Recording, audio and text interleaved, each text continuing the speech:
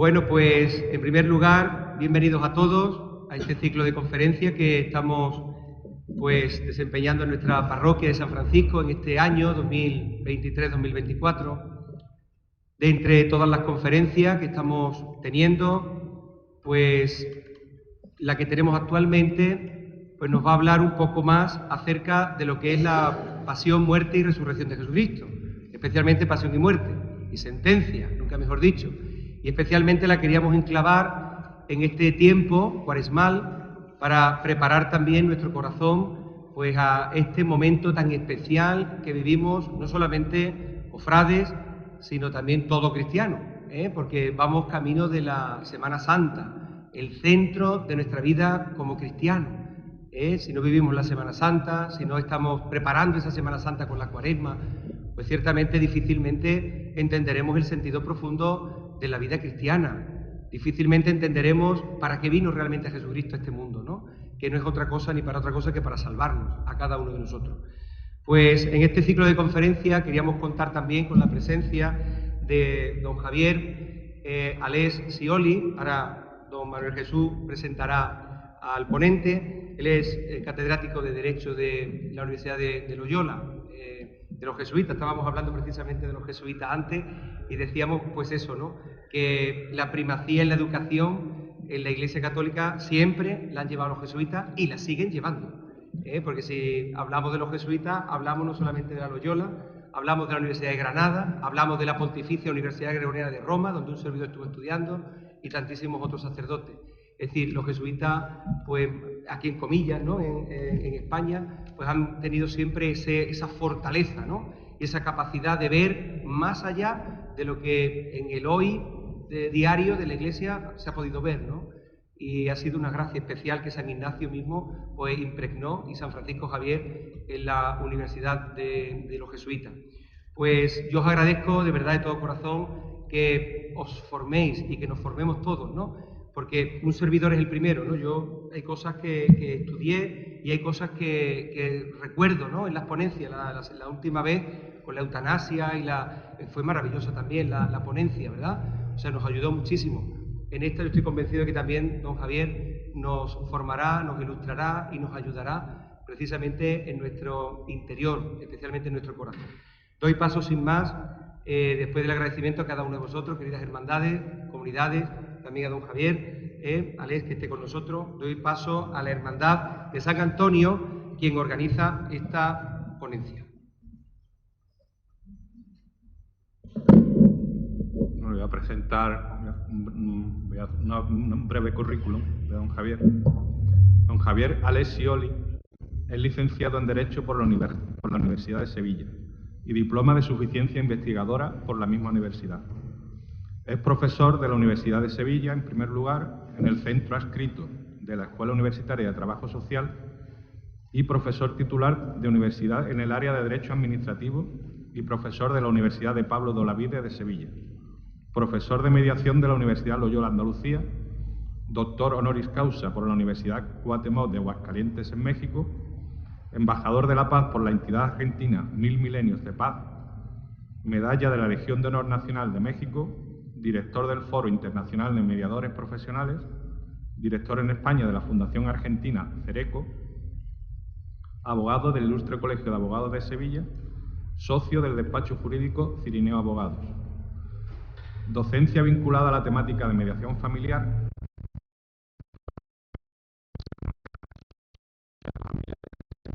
siendo director del curso de especialista en mediación familiar de la Universidad Pablo de Olavide. En la actualidad, profesor de las asignaturas Derecho Administrativo 2, licenciatura en Derecho, y Mediación Familiar, máster de Intervención y Mediación Familiar en la Universidad de Sevilla. Abogado, es presidente de la Asociación Andaluza de Mediación Familiar, AMEFA, desde su fundación, y director de la Escuela Sevillana de Mediación también. Autor de numerosas publicaciones, artículos, comunicaciones y ponencias sobre mediación familiar, principalmente el libro La mediación familiar, teoría, análisis y regulación en España, de la editorial Aconcagua, publicado en Sevilla en el año 2005. Columnista de varias revistas y director de la revista ADR Magazine de Mediación de la Universidad.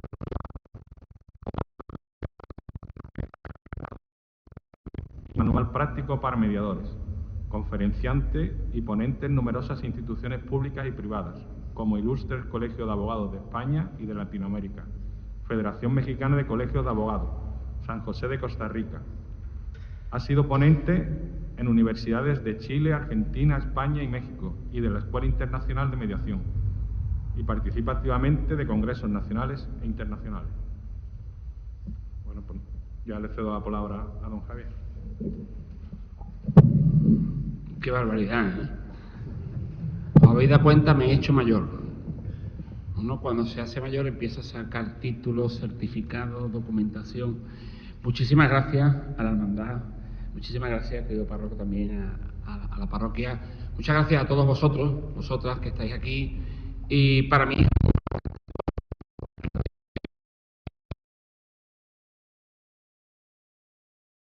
le apasiona, pierde la noción del tiempo. Y a mí me apasiona la Semana Santa, me apasiona la historia de Jesucristo, me apasiona mi profesión, me apasiona la universidad, la docencia, y que me deis la oportunidad de poder estar aquí, pues la verdad que es un lujo. No ya por lo que os pueda contar, sino porque a partir de hoy ya tengo en Arcos 1, 2, 3, 4, 5, 6, 7 amigos, ¿de acuerdo? Así que muchas gracias y sin más os voy a ir explicando, contando. Os cuento muy rápido porque yo soy muy nervioso, lo digo porque me voy a poner de pie, los voy a dejar aquí tirados. Entonces, como profesor soy de los que no puedo estar parado, tengo que estar siempre pendiente de los alumnos, a ver quién está hablando, el del móvil. Entonces, es verdad que quedarte en la mesa me es complicado, pero bueno, voy a intentar por lo menos este inicio, antes de que ya entremos un poquito en calor, estar aquí para que, por lo menos para situaros, ¿no? ¿Qué hace hoy aquí con vosotros un abogado sevillano? Mirad, cuando empiezan esos años de currículum, empieza uno en la universidad, empieza a estudiar el doctorado, empieza a sacar su licenciatura, ahora grado, empieza a intentar ser profesor titular, te van exigiendo que hagas investigaciones. De ahí viene que los profesores es muy normal que tengamos libros. Hemos escrito libros, artículos, pues porque una de las cosas que nos piden para ir accediendo a más tramos en nuestra profesión es las publicaciones. Y cuando estás haciendo el doctorado, una de las cosas que te piden es que en las distintas áreas de las asignaturas que vas a tomar hagas alguna investigación. Y un buen día, 2000 años después, allá por el año 85, 86, ya ni me acuerdo, un profesor de Derecho romano que se sigue estudiando la carrera de Derecho, fijaros que 2000 años después se sigue estudiando Derecho romano como origen de nuestro derecho, de nuestras leyes hoy en día, nos pidió que hiciéramos una investigación. Hay quien se fue a investigar tal, hay quien se fue a investigar las 12 tablas y no sé qué, hay quien se fue a investigar. Y yo le pedí que me permitiera trabajar desde el punto de vista del abogado el juicio más famoso de la historia. Ahora que estamos todos, que si va a haber un juicio, que si han encausado a no sé quién, que si tal político, que si tal persona, que si alguien ha atropellado a tal, y vamos viendo en el día a día los juicios, yo dije, ¿por qué no voy a investigar? ¿Por qué no voy a ver cómo fue aquel juicio? ¿Y cómo lo hice? Que es lo que os quiero presentar hoy. ¿Cómo lo hice? De una forma muy sencilla. Por eso no vais a encontrar nada distinto a lo que ya sabéis, pero contado a lo mejor de otra forma, como compañero, como amigo. Lo hice desde la perspectiva que estuviéramos aquí. Hoy somos muchos abogados. Cuando termine esta conferencia, coloquio, os quito el título, ¿vale? Porque si no me riñen en la universidad. Pero hoy os voy a nombrar a todos abogados.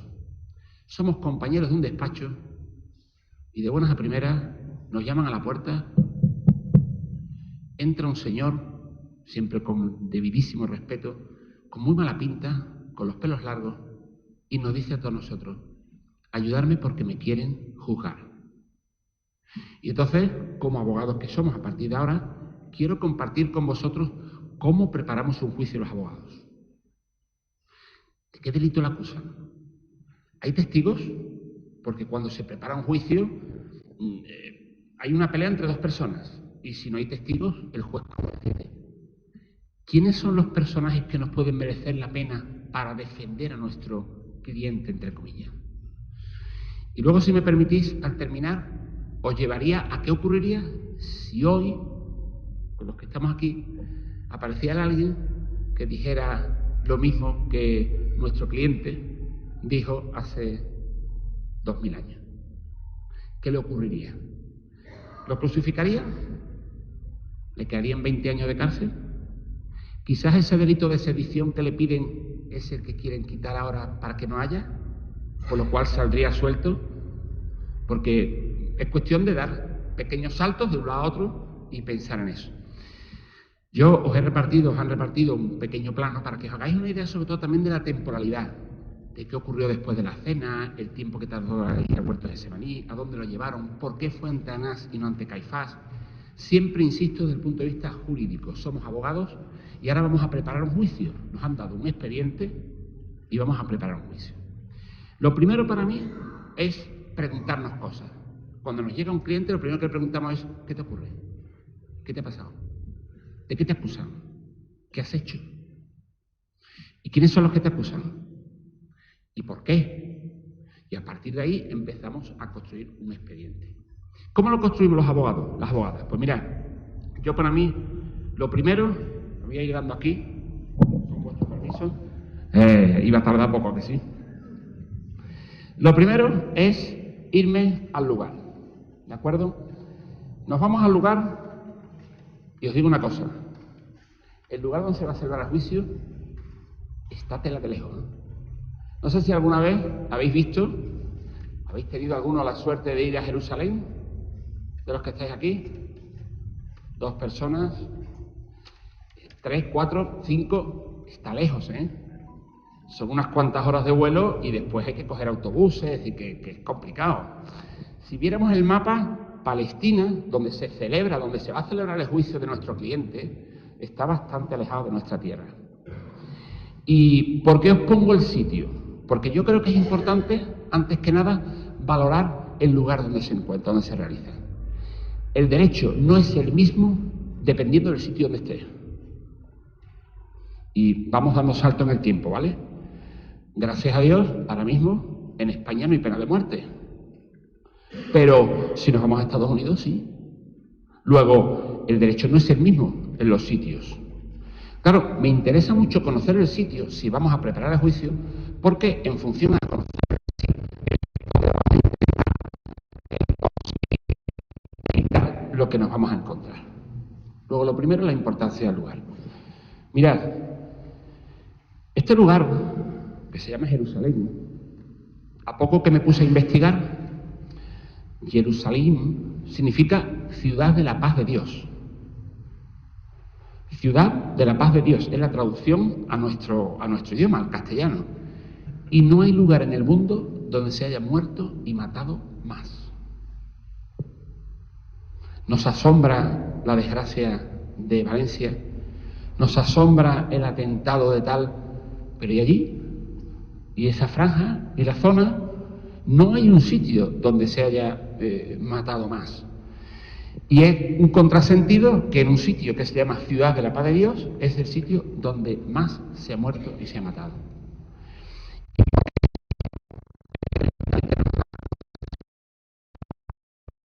Es una ruta comercial, no es un sitio a los que habéis ido de fácil acceso, porque está incluso un poquito en la montaña, no tiene una importancia económica, no está un poquito de espalda al mar. Pero claro, para preparar bien el juicio tenemos que ser conscientes que para nosotros, ¿por qué es importante ese sitio? Porque allí es donde crucificaron a nuestro Señor. Pero es que allí dicen los árabes que ahí Mahoma fue donde se subió al cielo. Ahí dicen que fue donde Caín mató a Abel. Ahí es donde los judíos dicen que está la clave de todo con el templo de los 7 brazos. Luego, no es un sitio importante, no es un lugar que tú digas, no, es estratégico para mí. Es estratégico porque ahí hay una ruta comercial, sino simplemente es un símbolo. Se está peleando en símbolos. Segunda cuestión, que yo creo que es importante también. Vámonos, para situarnos en el sitio, en el marco histórico. ¿En qué época? Evidentemente, todos sabemos que la época también marca mucho. Luego os llevaré a la época actual. ¿Cómo sería un delito de sedición? ¿Qué es lo que, o blasfemar? ¿Qué es lo que en teoría él hizo en su momento? ¿Cómo sería hoy en día? Pero sí es cierto ver el marco, un poquito el marco histórico, porque así nos hacemos un poco la idea de la situación con la que nos vamos a encontrar al juicio. Es una provincia, todo el territorio de Judea, que es una provincia procuratoria. ¿Qué significa provincia procuratoria? Es un campo vencido. Por eso allí nombraron a un procurador, que es aquel que representa al Imperio Romano. Pregunta que os hago. Hoy en día existen procuradores, ¿verdad? Hoy en día, si alguna vez tenéis algún juicio, lo primero que nombrar es un procurador.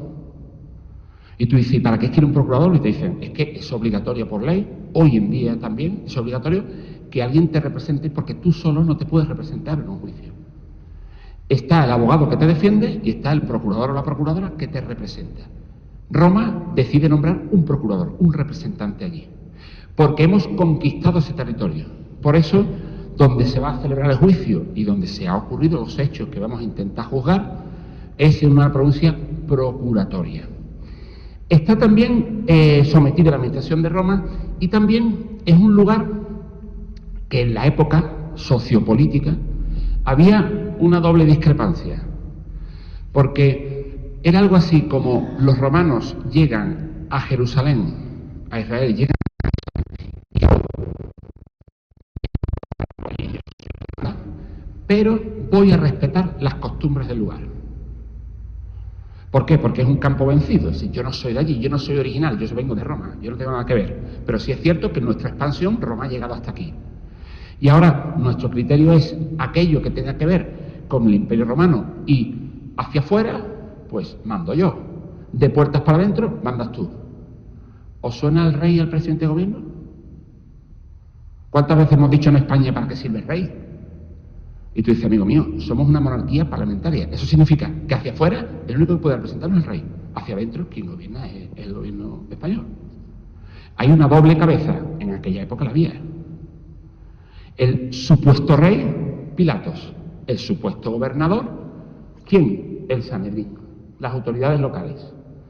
De tal manera que el procurador romano respetaba la... Cuando yo soy el representante aquí de la comunidad. Ahora, de puertas para adentro, funcionáis como queráis. Las costumbres que tengáis, lo que vosotros queráis. Eso va a significar después que comprendamos, o que yo pueda contaros el por qué lo llevan a Pilatos, va a Anás, va a Caifás. ¿Quién es el que tiene que decidir aquí ante el juicio que vamos a presentar?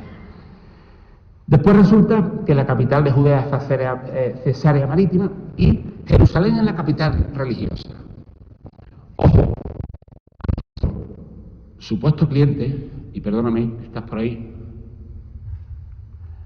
querido amigo, a nuestro supuesto cliente que ha venido a vernos hoy y a decirnos, oye, echarme una mano, le preguntamos, vale, ya sabemos dónde está, ya sabemos lo que es, ya sabemos que aquí están los romanos, pero que los romanos respetan lo que hagáis, ¿qué es lo que ocurre?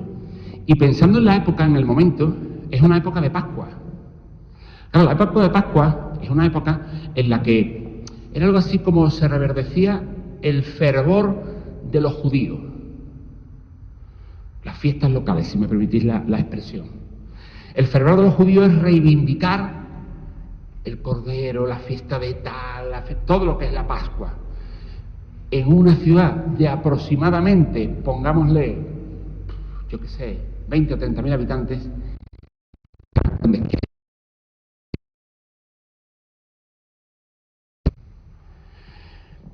yo no sé si alguna vez los de Arcos habéis protestado por la cantidad de turistas que venimos.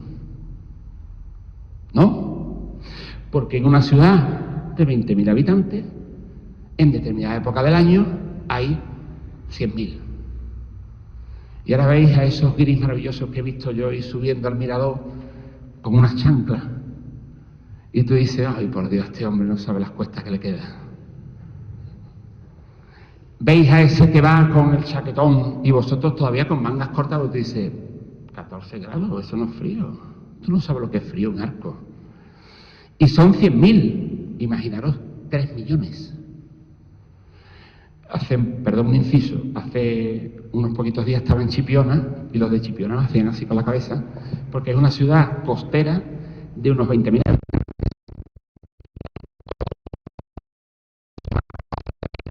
1 millón de personas.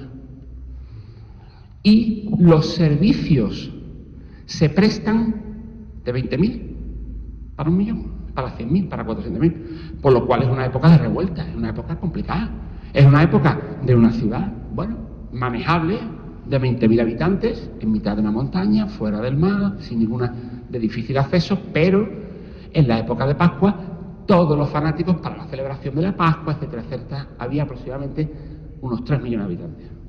De ahí podemos comprender después el miedo a las revueltas, el miedo a que aquí entra uno diciendo, seguidme a mí, y tú dices, ¿sé quién es? Desde el punto de vista romano, ¿vale? Que luego lo hablaremos.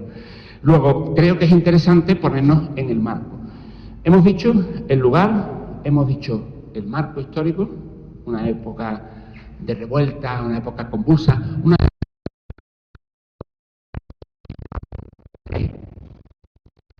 la televisión relacionada con ese tipo de situación o de relación. Y me gustaría también, si me permitís, en nuestro expediente, que lo tengo aquí, de lo que nos ha dejado él, que hablemos de los personajes. Porque tenemos que preparar el juicio y yo tengo que saber a quién llevar como testigo, quién es mi enemigo. Cuando preparamos un juicio yo tengo que saber a quién presento como testigo, quién es el abogado de la parte contraria, quién es el juez. En mi universidad, lo primero que preguntan los alumnos, y acordaros cuando erais alumnos, es ¿ese profe cómo es? Porque en función a cómo era, así hacéis los exámenes. Pues tal igual, vamos a analizar quién lo va a juzgar, por qué lo van a juzgar, quiénes son. Y ahora, pensando en los personajes, empiezo a pensar y digo, bueno, voy a empezar de arriba abajo. Voy a empezar por el máximo, el machaca, el que manda, el presidente del Tribunal Supremo, por poner un ejemplo. El emperador de aquella época, Tiberio César. Pregunta que os haría. Después ya, si queréis, hacer un pequeño coloquio. ¿Nos interesa? Yo creo que no se ha enterado de nada todavía. De hecho, cuando me puse a investigar el juicio a Jesús, es que no hay textos. No era conocido en la época. Con el paso del tiempo ha sido un juicio muy famoso, pero en la época, fijaros si no era conocido, que os acordáis que tuvo Judas que darle un beso para decirle este es, porque no lo conocían. Luego, no era famoso, no era un juicio llamativo. Era un loco, si me permite la expresión, que había aparecido por allí y que veremos qué hacemos con él. Luego, a mí el emperador de Roma no me interesa. Luego, por debajo de él, ¿quién aparece? Poncio Pilato.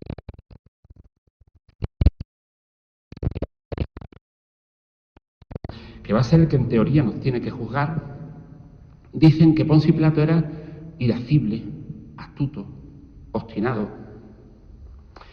Porque es bueno contaros, cuando investigué, que así lo definían en la época. Porque os vais a encontrar a alguien que es irascible, ante cualquier cosa reacciona mal, astuto, no se fía de nadie, obstinado, y se hace lo que yo diga. Entonces, bueno, pues ese es nuestro juez. Es el que tiene que tomar la decisión. Y ojo, cuando me pongo a estudiar de dónde era, aparecen documentos donde dice, era de una zona de Italia, de no sé dónde. Hay quien dice, otro investigador, que era de Escocia. Y yo descubrí que era de Sevilla. El malo es sevillano.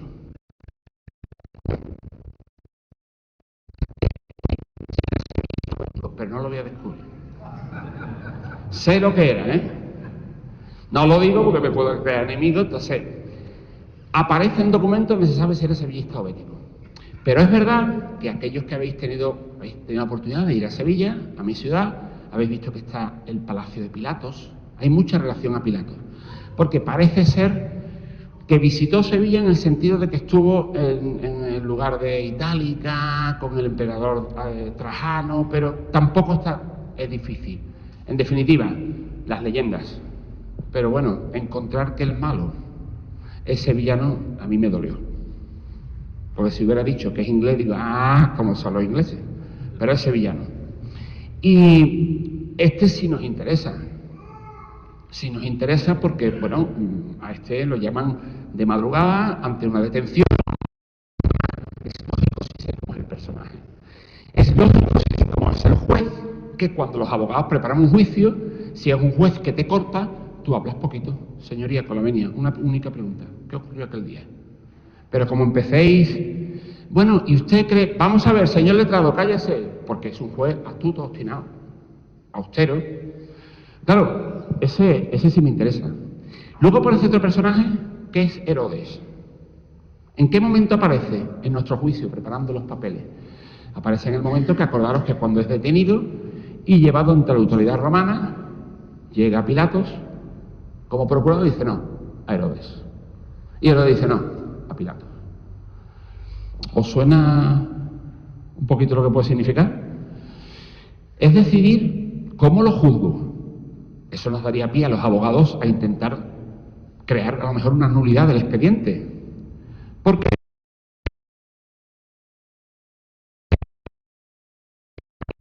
para decidir es quien manda en Jerusalén, Pilatos.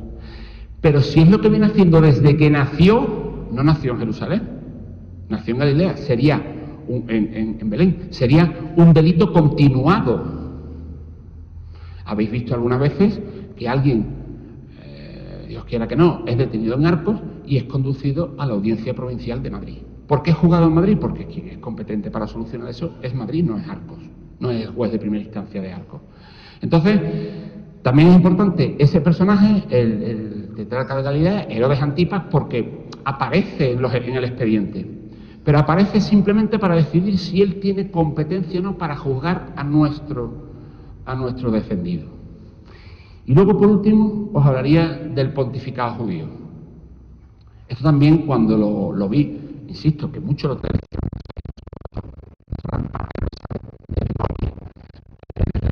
Me deja hablar. Sonríe, no le estáis viendo la cara, pero sonríe así pícaramente, como diciendo, yo te contaría más cosas, pero me ha tocado a mí. Y tú dices, bueno, aparece la autoridad judía, ¿vale? La autoridad judía, ¿cómo funciona? Te pones a analizar, te pones a investigar, te pones a leer, lees unos textos jurídicos de un tal Flavio Josefo, que es el que más se refería al juicio supuestamente de Jesús, y empiezas a ver que dice, bueno, vamos a ver, hay un pontificado judío y ponen a Anás y a Caifás. Y tú dices que son dos pontífices. Y es curioso porque el verdadero pontífice de la época de Jesús, es decir, el que mandaba en la iglesia allí, por ponerle un nombre, o para imaginárnoslo, era Caifás. Entonces, ¿por qué Anás?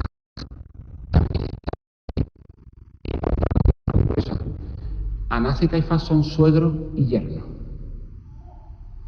¿Alguno de ustedes contradice a vuestro suegro? Espérate que mire la cámara. Mi suegro a misa. Yo tengo 3 yernos. Y cada vez que yo digo, poned la mesa, allí van que van los 3. Me imagino que por dentro estarán diciendo, ya está mi suegro, está lo mismo. No, pero ¿quién contradice a un suegro? El que manda es el joven, Caifás. Pero Anás había sido muchos años pontífice hasta que se jubila y le toca a su yerno. Pero la cantidad de veces que vemos negocios, empresas, que el dueño, a pesar de que se jubile, sigue mandando. Pues eso pasó allí. Es Caifás el que tiene que mandar, es Caifás el que tiene que ordenar. Pero que ahora cuando analicemos un poquito más adelante, ante quien llevan a Jesús es ante Anás, que fue el que ordenó su detención. Fijaros que somos abogados hoy, la irregularidad. ¿Quién tiene poder para detener aquí? La policía local. ¿Puede detener un guardia jurado que hay en un bar? ¿Puede? No, yo no puedo hacer nada, no tengo autoridad. La autoridad judía era Caifás. Y también me gusta mucho, voy a decir otro pequeño inciso, porque a partir de ahora, si os acordáis un poquito de un amigo sevillano que vino un día, analizar los pasos de Semana Santa. No he tenido tiempo de ver vuestra maravillosa Semana Santa, Así que me fustigo y vendré a verla. Pero es curioso porque una vez que ya ves las cosas, ves un poquito en la escenografía los errores.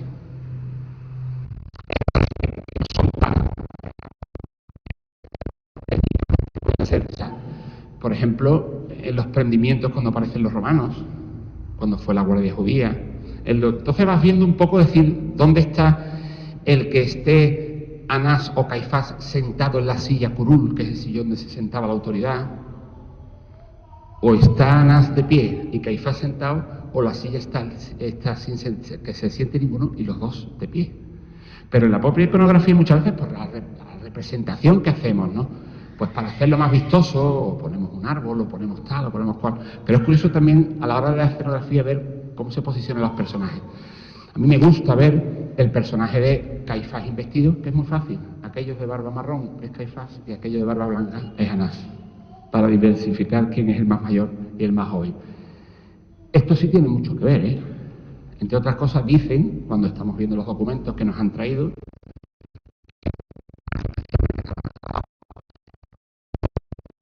un poco el momento en el que Jesús, cuando entró en el templo, tiró todo aquello, el episodio del templo, cuando vio a los mercaderes y dijo, esto no es, esto es el templo del Señor. Y ese dinero iba para el pontificado judío. Eso es raro. Perdonadme, Pater, contigo a muerte siempre. En todas las iglesias tenemos tiendas de merchandising, ¿eh? Donde vendemos estampas, imágenes, que es más que respetuoso porque nos sirve, igual que las bolsas de caridad, pero que no es nada raro, ¿eh? Ahora, utilizar todo el templo para mercadería y para... Mire usted, aquí venimos a rezar y venimos a estar un ratito con él o con ella, ¿no? Pero bueno, es verdad que Anás en aquella época...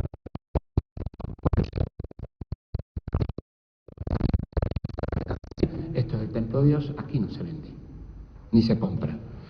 Estos son los personajes.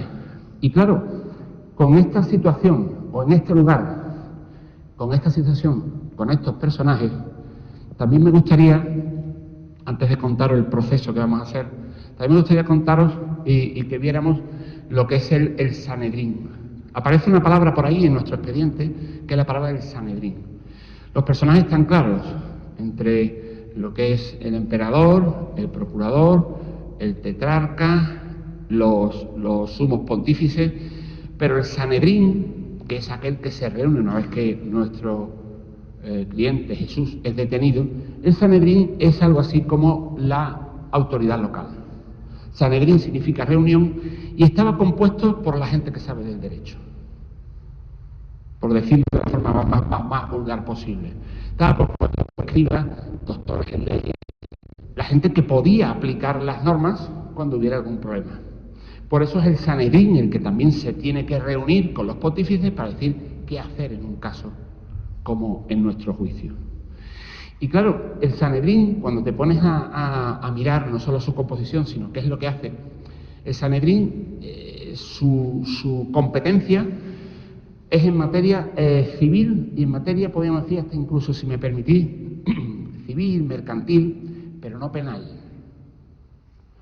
La materia penal, los delitos, lo tendría que llevar la autoridad, es decir, el procurador de Roma. La materia civil, el día a día, la materia de costumbres, la convivencia, la vecindad, lo lleva el Sanedrín. Y son los doctores en leyes de la Iglesia los que tienen que tomar decisiones ante lo que le planteen los judíos que viven allí. Claro, bajo esa idea, investigar y es lo que sigue. Las propias sentencias o torós que le llaman también del propio Sanedrín, las propias costumbres. Mirad, cuando nosotros estudiamos Derecho, y aquellos que a lo mejor estáis aquí y habéis estudiado Derecho, os voy a llevar al primer año que estuvisteis en la carrera, lo primero que nos dicen es cuáles son las fuentes del derecho. Es decir, a dónde tienes que acudir para juzgar un caso. Y nos dicen, vaya usted a la ley. ¿No hay ley? No hay ningún problema. Vaya usted a la costumbre, que es lo que normalmente se ven haciendo. ¿No hay ley y no hay costumbre? Pues váyase a la razón, a un principio, a algo que sea razonable, que pueda. La sentencia de los jueces que es lo que le llamamos jurisprudencia, solamente ayuda a interpretar, pero no es fuente de derecho. Es decir, yo no puedo decir esto es la sentencia que saco porque hay un juez que antes, en un caso similar, ha dicho esto.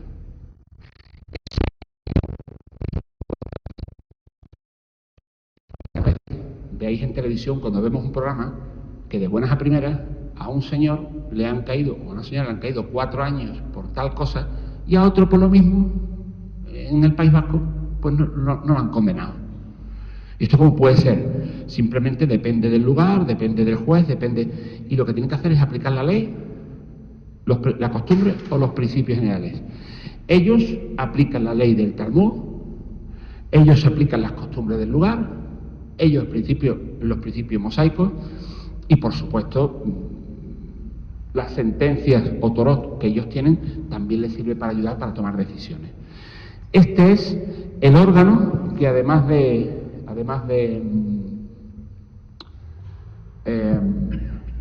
la autoridad judía, es el órgano que también tiene que tomar decisiones. Y eso nos lleva a pensar en dos cosas.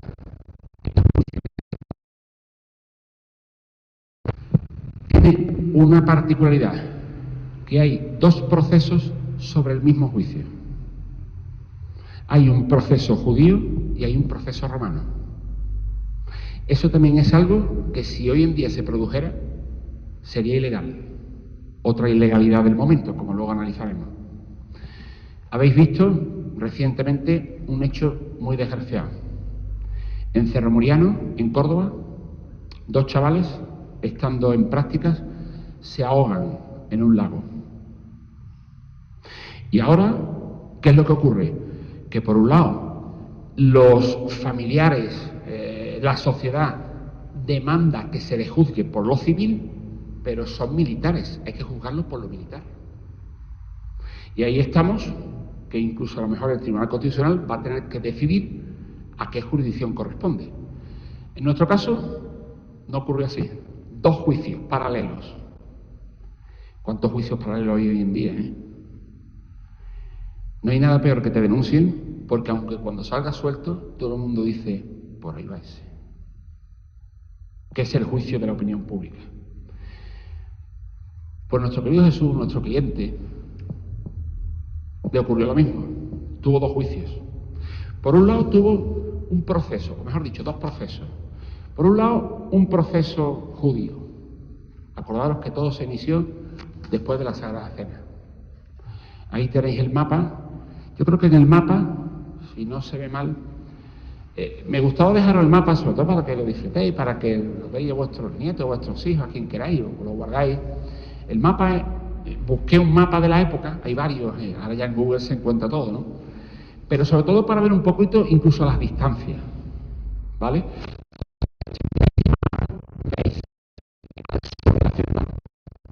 Ahí es donde se celebró la Sagrada Cena.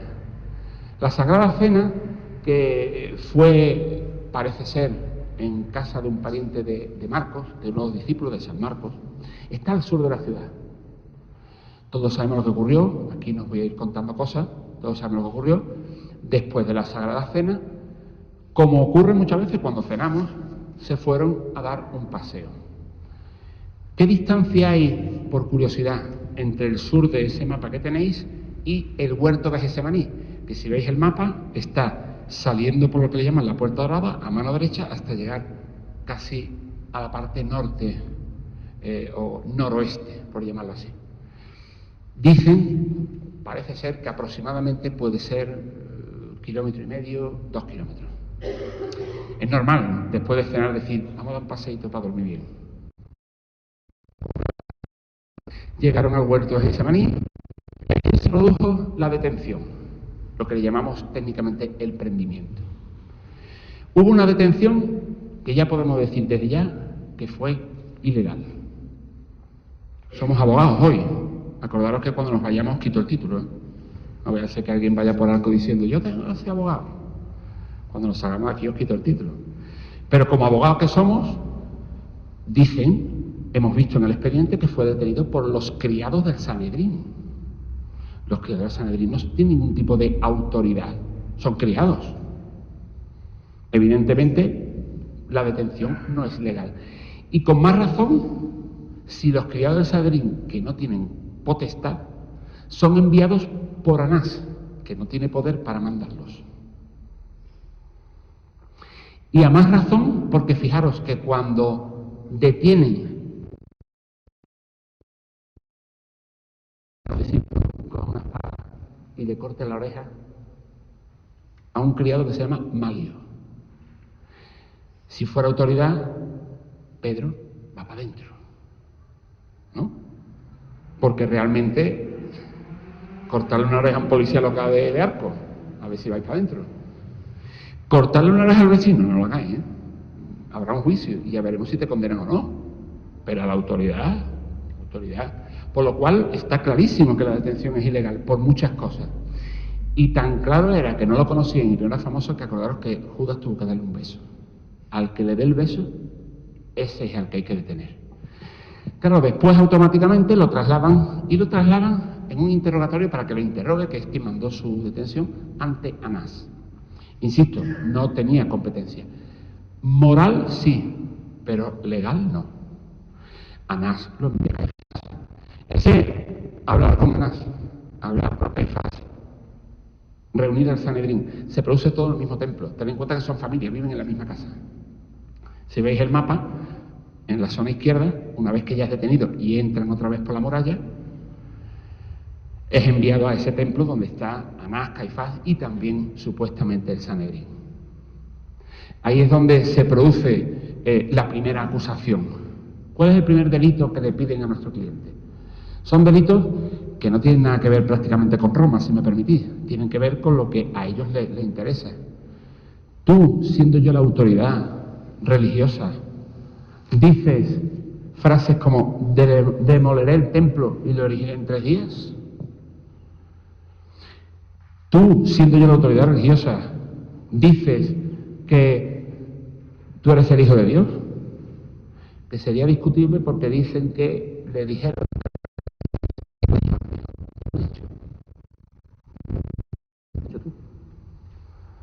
Pero eso, en cierta manera, puede ser blasfemar. Está blasfemando a Dios para los judíos, a Yahvé.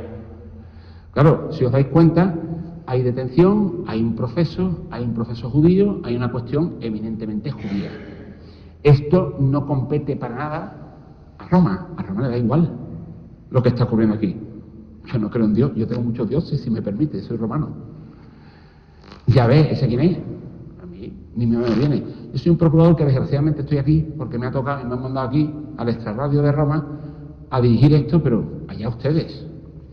Y entonces es donde también podemos decir, aquí es donde se ve, no lo veis de lejos, pero bueno, donde yo os diría con las flechitas, si veis el plano, el recorrido que se produjo, más que nada porque, y no le voy a dedicar tiempo porque en ese sentido, en ese recorrido se ve un poco el tiempo que puede tardar, ¿vale?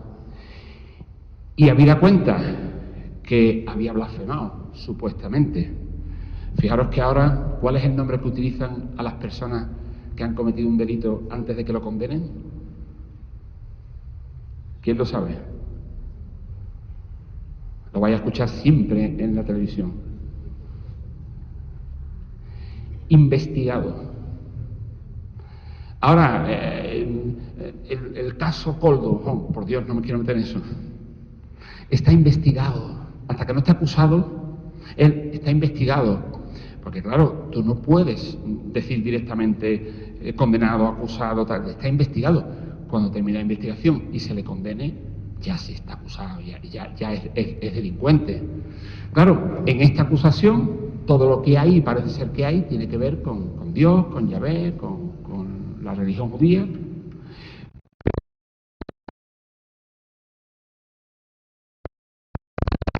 Ahí no puedo hacer nada, sino desde el ámbito penal. Por eso después todos sabemos que después vino el juicio penal, la crucifixión, etcétera, etcétera. Hay que llevarlo ante Pilatos. Y entonces aquí es donde se produce una segunda fase, un segundo proceso. En teoría ya el Sanedrín lo ha juzgado. Y entre ellos han decidido que ha blasfemado y que ha cometido estos delitos. Lo llevan ante Pilatos, que es el responsable del lugar de la detención. Y Pilatos decide que lo mande ante Herodes, porque es el responsable del lugar de nacimiento. Él es el tetrarca, es el gobernador de la región. Y Herodes lo vuelve a devolver diciendo: yo no voy a juzgar nada de lo que hizo desde que nació. Ustedes estáis juzgando de algo que en teoría ha hecho aquí en esta época de Pascua, por lo cual tienes que ser tú el que lo juzgue. Eso es lo que le llamamos los profesionales el fuero del origen o el fuero de la aprehensión. Un caso, y permitidme ese pequeño inciso también en Sevilla, porque me dedico a esto, soy abogado. ¿Habéis oído a lo mejor alguna vez Henri Pagot? Henri Pagot es un etarra que fue detenido en Carmona, a 30 kilómetros de Sevilla. Un señor que llevaba no sé cuántos kilos de goma 2, de explosivos, para ponerlo en el parking del Corte Inglés del centro de Sevilla, como ocurrió con el Hipercor de Barcelona, con los etarras, etcétera, etcétera. Y gracias a un chivatazo, la policía lo pudo detener a 30 kilómetros de Sevilla. Una vez que es detenido, ¿dónde se le juzga? Si es por el lugar donde se le ha detenido, tiene que ser Carmona. Si es por la importancia del lugar donde va a cometer el delito, tiene que ser Sevilla, porque por los planos que se le cogió,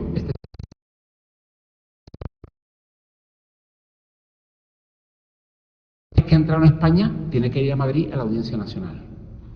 Eso pasa con todos los juicios. Los abogados y abogadas tenemos que estar pendientes de cuál es, para lo que le llamamos la competencia. Si no hay una falta de competencia, entonces los juicios son nulos. Pues aquí Pilato dice: yo no soy competente.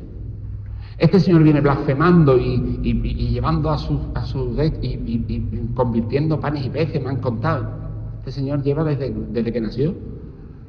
Luego, y Herodes, que es el responsable general de todo el territorio, como gobernador, dice: no. Si lo que le vais a juzgar es de esto, el templo, lo otro y lo otro, esto tiene que ser en Jerusalén. Y en Jerusalén la autoridad es tú. Por eso lo llevan ante Herodes, lo llevan ante Pilatos. Era esa decisión de del origen que él es o donde ha cometido los delitos.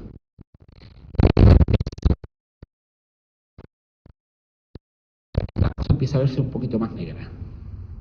Porque según leemos el expediente, queridos compañeros míos, abogados y abogadas, ya no es solo eres el Hijo de Dios, ya no es este templo lo derribo y lo erigeré en 3 días,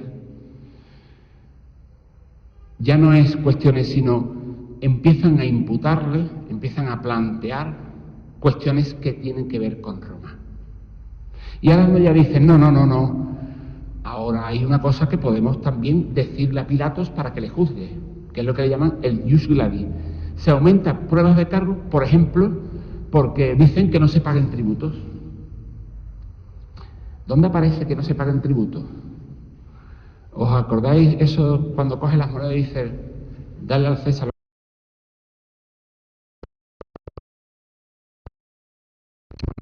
Para ti, yo estoy en dólares. Esto, el rey Juan Carlos, para ti, a mí no me sirve. Esto es tu moneda. Claro, si yo empiezo a introducir en el procedimiento, en los expedientes, empiezo a introducir algunas cositas que tienen que ver con Roma, ya creo el interés de que Roma lo tome como algo personal, que no como un tema judío. Y a partir de ese momento es cuando ya empiezan cosas que perfectamente conocéis. Conocemos que se produce la flagelación. Hay un estudio muy curioso por la propia Sábana Santa, que conocerás perfectamente, no te dice más o menos en el estudio el número de latigazos que le pudieron dar, en teoría, cómo eran también cómo se configuraba el látigo con una especie de bolas de nácar para causar más dolor. Es decir, que todo eso también tiene una historia por detrás.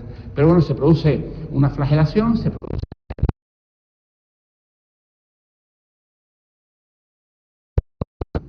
¿Qué era? Eso que todos conocemos de... ¿Qué hago con él? ¿A quién suelto? Por la Pascua judía. ¿A Jesús o a Barrabás? Uno de los delincuentes habituales que desgraciadamente tenemos aquí, porque es reincidente además. Eso sigue llegando a nuestros días, ¿eh? Es el jurado popular, Si alguna vez habéis tenido experiencia de ese tipo, son personas del pueblo que nos puede tocar a cualquiera de nosotros, que nos toca como jurado, igual que nos puede tocar por el sorteo de las elecciones, formar parte de una mesa electoral, y yo voy a estar en un juicio sin saber de derecho para decir qué hacemos con ese señor. Con una particularidad, que el jurado popular, la provocatio al populum, se produce simplemente para decir culpable o inocente, igual.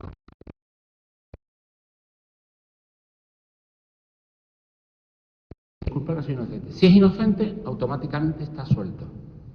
Lo suelto. Si es culpable, ahora yo juez digo si 6, 8, 10 o lo que sea. Pero yo lo único que hago, porque ustedes no son profesionales, determinar cuáles son los años que va a estar.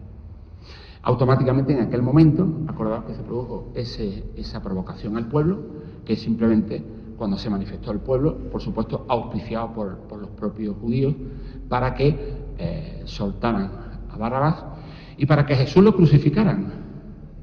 Claro, imaginaos también cosas muy curiosas, porque ¿os acordáis el pasaje de yo me lavo las manos? No tiene sentido que un juez diga, para mí es inocente, pero bueno, como vosotros, ¿ocurre hoy en día no? Yo recuerdo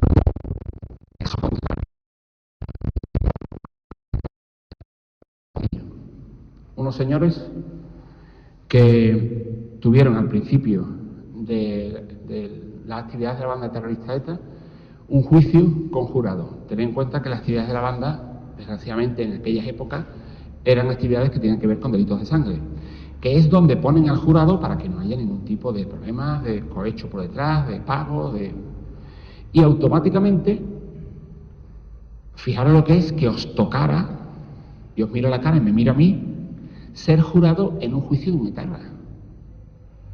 Costó cerca de un año constituir el jurado, porque la gente se buscaba excusas. Estamos en los años 90, ¿eh?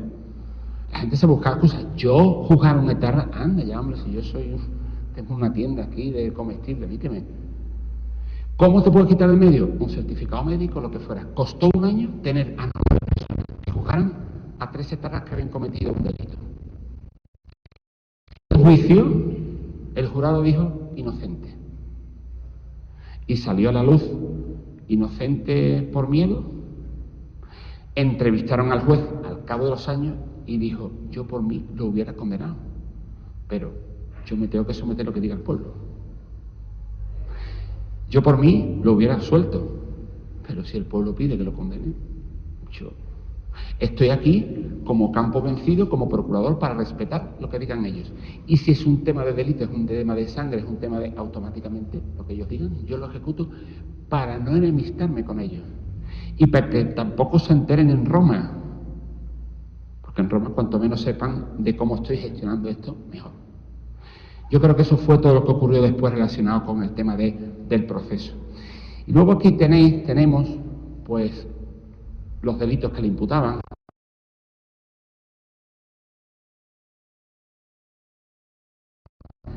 Delito solaviciorum, de asociación ilícita, delito de sedición. Claro, una serie de delitos que tú dices, pero no son graves. El delito contra la autoridad es, oye, no hacerle mucho caso. El delito de asociación para fines ilícitos eran asociaciones que, bueno, las reuniones que tenían clandestinas, entre comillas, como ocurría muchas veces después en periodos posteriores con los cristianos. El delito de sedición, pues lo estamos viendo ahora con los tumultos y los clamores populares. Bildu, insisto, no me meto en líos, pero por explicarme, Bildu, ¿qué hacemos? ¿Lo ilegalizamos o lo dejamos? Porque en teoría puede ser una asociación ilícita. Yo ni entro a decir si sí o si no, pero se ha creado un...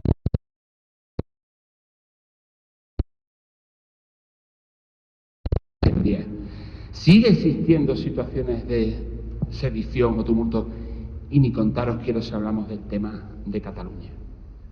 Luego, esto, que es muy antiguo, que os he llevado a la época del momento de Jesús, pues hay un montón de cosas que son irregulares. Y aquí es donde, curiosamente, pues podía seguir comentando más cosas, no os voy a cansar, sobre todo por si queréis preguntar, comentar algo, pequeño coloquio antes que nos vayamos, relacionado con cosas, por ejemplo, el tiempo. Ahí tenéis a mi gran poder, del que soy hermano en Sevilla. El tiempo. Bueno, pues no sé, dicen, pero insisto, todo puesto entre comillas, puesto entre paréntesis, más por tradición que por concreción.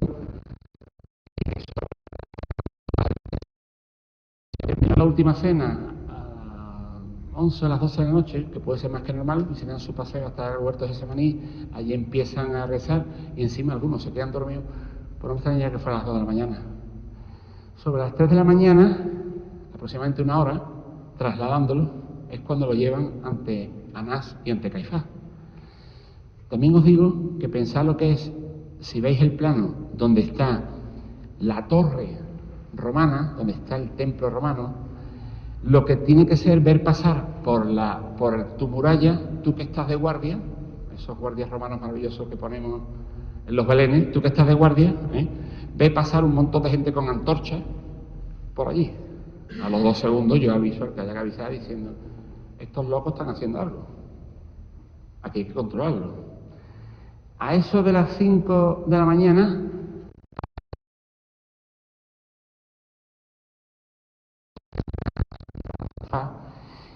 sobre las 6 de la mañana lo llevan a Pilatos. ¿Os acordáis un pasaje? Soy un desastre, pero de vez en cuando me acuerdo de algo, en el que le dice la mujer a Pilato, oh, cariño, yo le pongo la parte cariño para que quede bien. Cariño, he soñado que este hombre es inocente. ¿Os imagináis a la mujer de Pilato con los ojos pegados y los rulos puestos, despertando a Pilato a las 6 de la mañana, que sobre las 2 a las 3 le han dicho, oye, que los locos estos están todavía de celebración de la Pascua?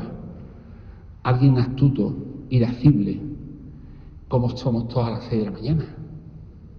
A mí no me despertarme, ¿eh?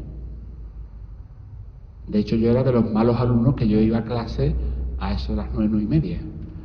A las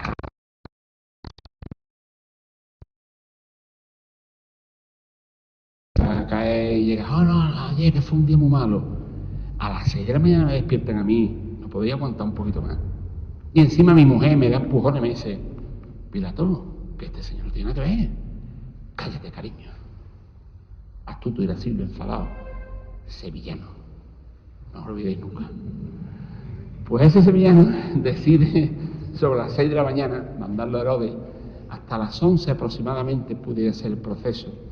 Luego a las 12 del mediodía se produjo la sentencia firme con el título de admisión, ese INRI que veis encima de la cruz es la sentencia, el documento de la sentencia que se hacía, se lapidaba, se hacía en una tábula, y automáticamente a las 3 es cuando celebramos el fallecimiento de nuestro cliente, de nuestro amigo, de nuestro jefe.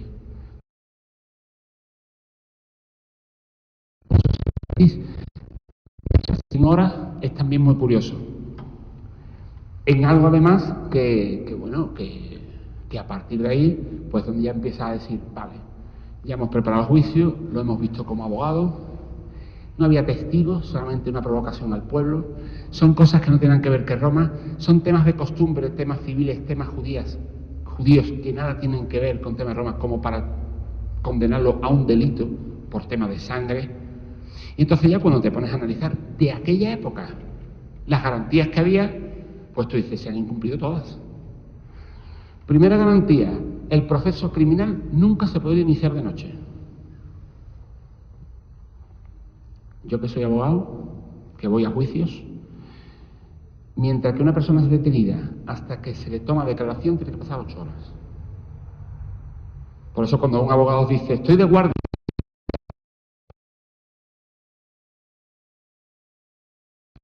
la temporalidad que tienes entre que has cometido un delito y que vas a tomar de declaración con tu abogado, que te lo nombran de oficio, o tú dices quién es, son 8 horas. Precisamente porque hoy en día sigue sin haber juicios de noche, no hay ninguno. En aquella época era igual, y más si era penal. Segundo, para que hubiera una garantía de que aquello funcionaba, tiene que haber declaraciones por separado. Es decir, yo voy a escuchar a distintas personas como testigos para saber. Ahí lo único que se hizo fue una provocación al pueblo. No había declaraciones por separado. Fijaros que hoy en día, si alguno habéis ido a algún juicio, no os dejan entrar hasta que no os llaman. Porque los testigos tienen que venir por separado para que no sepan qué ha dicho el anterior y no se vicie lo que va a contar. Pero en aquella época ocurría exactamente igual. El procurador romano tenía que llamar a distintos testigos para ver su versión en función a tomar la decisión. Pasa que no quiso hacerlo y tampoco Jesús se defendió. Solamente si había dos o más testigos de estos que escuchaba que coincidían en el alegato, en lo que decían. En cuarto lugar, la sentencia absolutoria se hacía en el mismo día. Y si es condenarlo, no se podía ejecutar sino pasadas las 24 horas. ¿Por qué? Porque ellos tenían también la posibilidad de el recurso de las sentencias otoroto. El recurso es en 24 horas, si fuera una cosa urgente. De la misma forma, errores de la ausencia de la acusación, el arresto es ilegal, la reacción de Pedro cuando fue detenido, la ausencia de la prueba, es decir, no se garantizó nada. No hubo ningún tipo de garantía. ¿Qué ocurre?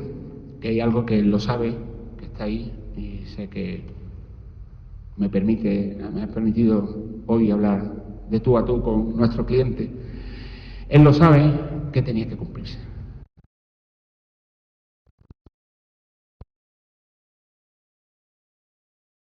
Para que hoy estemos todos aquí. Y gracias a que eso ocurrió, y pongo gracias siempre desde la perspectiva de que no hay mal que por bien no venga, pues eso nos ha permitido que con el paso del tiempo, personas como los que estamos aquí, nos agarremos a él, gracias a que permitió que esto ocurriera, para salir adelante en muchas cosas de nuestra vida. ¿Qué ocurriría si fuera hoy? Pues, hubo una serie de televisión que no se la habéis visto, esta que está aquí, de Netflix. ¿Alguno lo ha visto?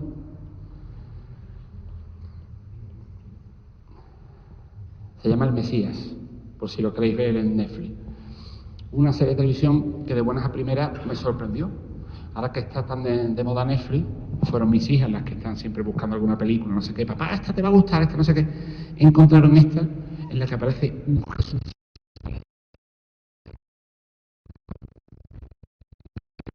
Le llaman El Mesías, no es, pero evidentemente es. Y lo que hace esa serie es poner al día qué ocurriría si apareciera alguien que dijera, oye, mira, la torre esta de la iglesia mayor, no os preocupéis, esta la derrumbo yo en 3 días. Y la vuelve a erigir. A los 5 segundos me imagino que el alcalde o la alcaldesa pondría policía local alrededor, como diciendo, a ver si este va a venir ahora aquí a... Me imagino que si hoy apareciera alguien por aquí diciendo, no le paguéis a Pedro Sánchez. ¿Habéis visto lo que ocurre? Al final se lo llevan las mascarillas. No paguéis impuestos. Se liaría, ¿no? Me imagino que... Y esta serie lo que hace es plantear esto hoy en día. ¿Cómo sería una detención? Que en la serie se ha detenido varias veces, lo tienen que soltar, porque él no se deja tener un abogado. Es muy curiosa. Por eso os animo a que le veáis, porque es muy curiosa, porque, llamado El Mesías, habla de qué ocurriría si alguien con...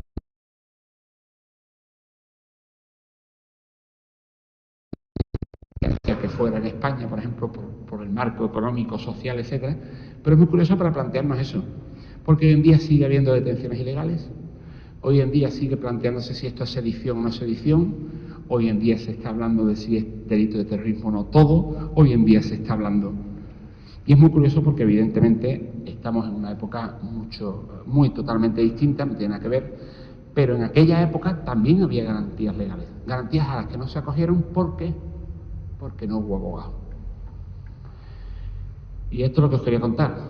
El PowerPoint lo dejo aquí, pedírselo a la hermandad, guardaros una copia con mucho cariño y sobre todo que estoy feliz de estar en Arcos y poder haber compartido un ratito con vosotros. Nada más.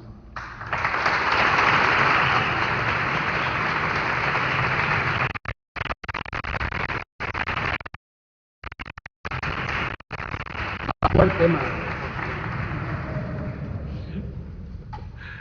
Bueno, muchas gracias, don Javier. Si alguien quiere hacer, aquí tenemos, bueno, ya se nos ha quitado el título de abogado, ¿no? No, al salir de la puerta. Al salir de la puerta. Pero hay algunos que sí lo son de verdad, y están por aquí. Si hay alguien que quiere hacer alguna pregunta o alguna cosilla, lo puede hacer en este momento. No voy a decir si es semialfabético, que lo sé. ¿Alguien quiere...? Lo ha dicho magníficamente claro, en el corto entender mío, pero estoy familiarizada con muchas de las palabras y de las cosas que ha explicado usted magníficamente.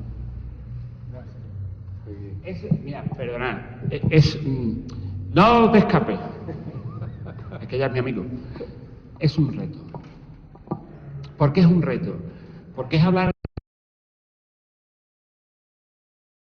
todos los días, intenta comentarnos, y yo creo que hoy en día también una de las cosas más importantes que tenemos, la gente que nos dedicamos al mundo del derecho, al que sea, es hacer las cosas sencillas. Hoy en día lo sencillo es extraordinario. Cuanto más sencillo cuentes las cosas, mejor.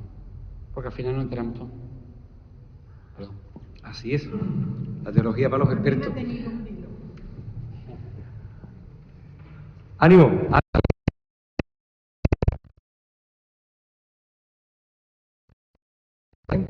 Está la Hermandad de las Tres Caídas, está el hermano mayor, que además es, pues eso, abogado como tú. Tenemos también la Hermandad de San Antonio, el hermano mayor, que acaban de organizar esta ponencia con nosotros, y tienen pues a sus imágenes ahora, pues eso, en mano de la Virgen.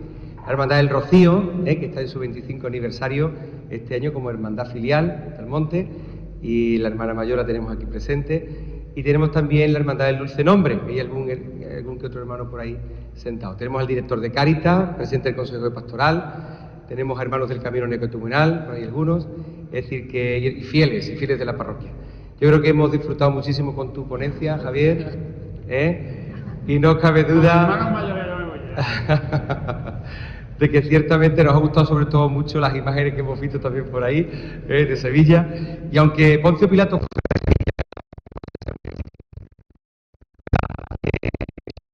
el corazón, pues lo tenemos muchas veces perdido en algún momento de nuestra vida. Pero yo estoy convencido de que Poncio Pilato Dios le puso un ángel de la guarda al lado, que era su mujer, con rulos o sin ellos, pero que lo avisó y le hizo ciertamente entender dónde estaba la verdad. La verdad está en Jesucristo y no en nadie más. Así que conocer a Jesucristo es tener vida y vida eterna en lo profundo del corazón. Yo sé que tú me traes el fallo y sentencia de este juicio. No lo quería contar. Pero desde luego lo guardaré con muchísimo cariño. Muchísimas gracias, Javier, también a tu esposa que anda por ahí, ¿no? Y que habéis venido hoy a pasar el día a Arcos y a estar con nosotros. Muchas gracias también a vosotros por estar presentes, a la Hermandad de San Antonio, por la presentación y por la organización. Y nada, nos vemos la semana que viene, queridos hermanos, que tenemos también otra conferencia. El viernes 7, 8:30 de la tarde, pues la Hermandad de las Tres Caídas, y pondremos como centro pues a don Rafael Bellido Caro, que es precisamente, aparte de hijo de nuestro pueblo, fundador, el jueves, ¿no? Jueves 7, perdón, a las 8:30 de la tarde, y vendrá pues una persona también bastante interesante, muy sabedor de la vida de don Rafael Bellido Caro, muy cercano también a nuestro obispado, lo conoceréis la semana que viene, y lo organizará la Hermandad de las Tres Caídas. Sabéis que estamos en el centenario del nacimiento de don Rafael Bellido Caro, fue primer obispo de nuestra diócesis. Ahora el hermano mayor le hará entrega de un pequeño recuerdo a don Javier. Bueno, es un recuerdo de aquí de San Antonio, y nada, bienvenido aquí a la parroquia. Muchísimas gracias. La hermandad tiene aquí para que Damos un aplauso.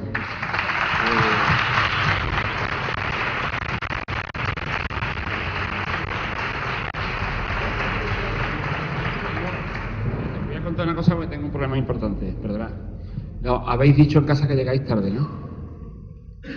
Avisad que vaya a llegar tarde, que tengo el problema de que cada vez que tengo la suerte de que alguien cuente conmigo, pues termina siendo mi hermano de la hermandad.